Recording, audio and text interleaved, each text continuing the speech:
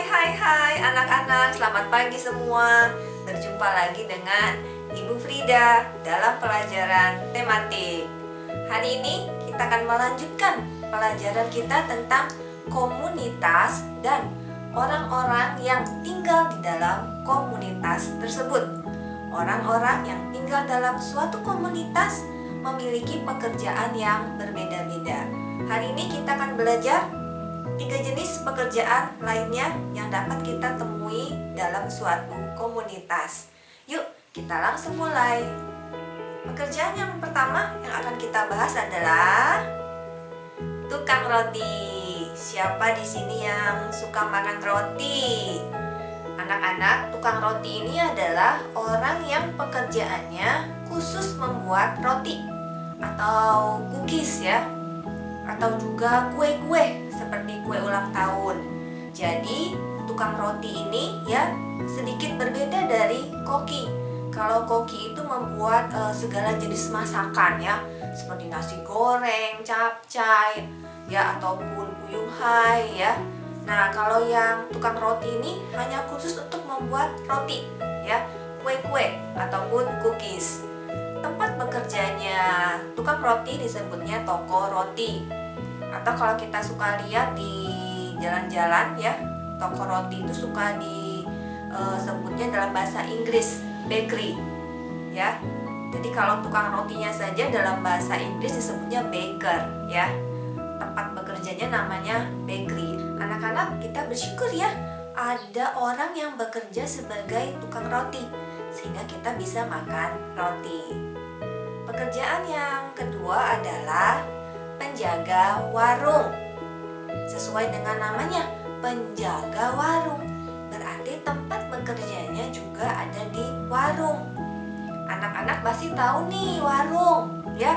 Di tempat kita tinggal ya, di dekat rumah kita pasti ada ya warung. Di warung tersebut pasti ada yang menjaganya. Pasti ada orang ya yang menjaga warung tersebut.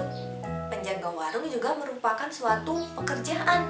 Coba anak-anak bayangkan kalau tidak ada penjaga warung, warungnya dibiarkan begitu saja ya, tidak ada yang menjaga. Wah, semua orang bisa datang ke warung tersebut ya, bisa ambil semua barangnya. Nanti komunitasnya jadi kacau ya. Nah, jadi penjaga warung ini ya bertugas untuk melayani para pembeli yang datang.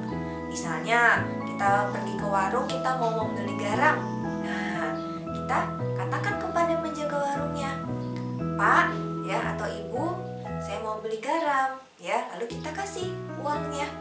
Nah, kita kepada penjaga warung juga harus bersikap dengan sopan, karena ingat, semua pekerjaan itu adalah penting. Coba anak-anak bayangkan kalau tidak ada warung, susah juga kita ya.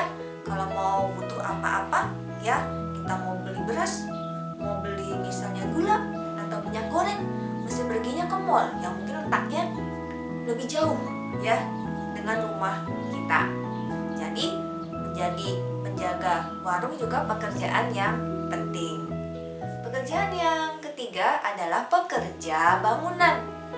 Pekerja bangunan ini kerjanya adalah membangun ya, bisa rumah, bisa gedung-gedung perkantoran ya, bisa juga membangun apartemen atau gereja atau masjid.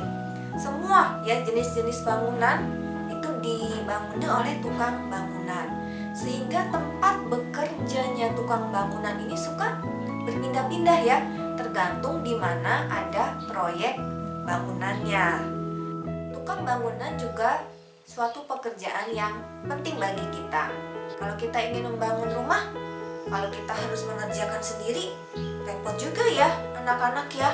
Kita sendiri yang harus mengayak pasirnya ya, membeli semennya, mencampur semen dan pasir, lalu kita mesti bangun sendiri temboknya. Wah, pekerjaannya sangat melelahkan ya. Mungkin bisa makan waktu berbulan-bulan atau bertahun-tahun. Tapi untung ada orang yang bekerja sebagai pekerja bangunan atau tukang bangunan, sehingga mereka dapat membantu kita yang ingin membangun rumah misalnya ya. Anak-anak, itulah 3 jenis pekerjaan ya yang kita bahas hari ini. Ada tukang roti, ada penjaga warung, dan juga ada pekerja bangunan atau tukang bangunan. Seperti yang sudah Ibu Frida katakan hari Senin kemarin, setiap pekerjaan itu adalah penting, ya. Dalam suatu komunitas, setiap orang harus melakukan pekerjaannya masing-masing. Supaya apa?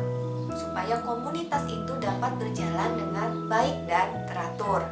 Coba bayangkan anak-anak, kalau tidak ada tukang roti, tukang rotinya mogok kerja, kita tidak bisa makan roti. Kalau misalnya tidak ada penjaga warung, warungnya kosong, tidak ada yang jaga, wah, bisa kacau komunitasnya. Orang-orang bisa mengambil seenaknya sendiri, ya. Nah, kalau misalnya tidak ada dokter, dokternya tidak mau kerja, kasihan orang-orang yang sakit, tidak ada yang mengobati. Kalau tidak ada pemadam kebakaran, tidak mau kerja pemadam kebakarannya, bagaimana kalau ada kebakaran? Ya, tidak ada yang membantu memadamkan apinya. Wah, komunitasnya bisa kacau.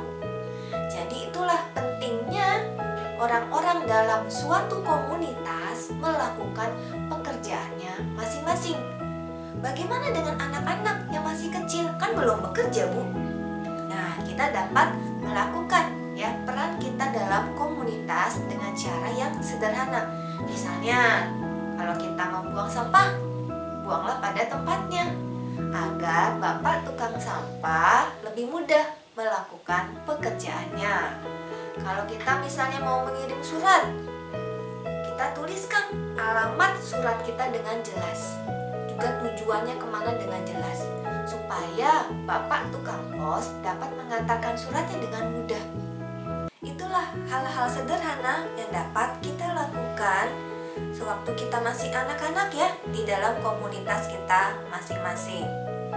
Anak-anak, sekian dulu ya pelajaran tematik kita hari ini.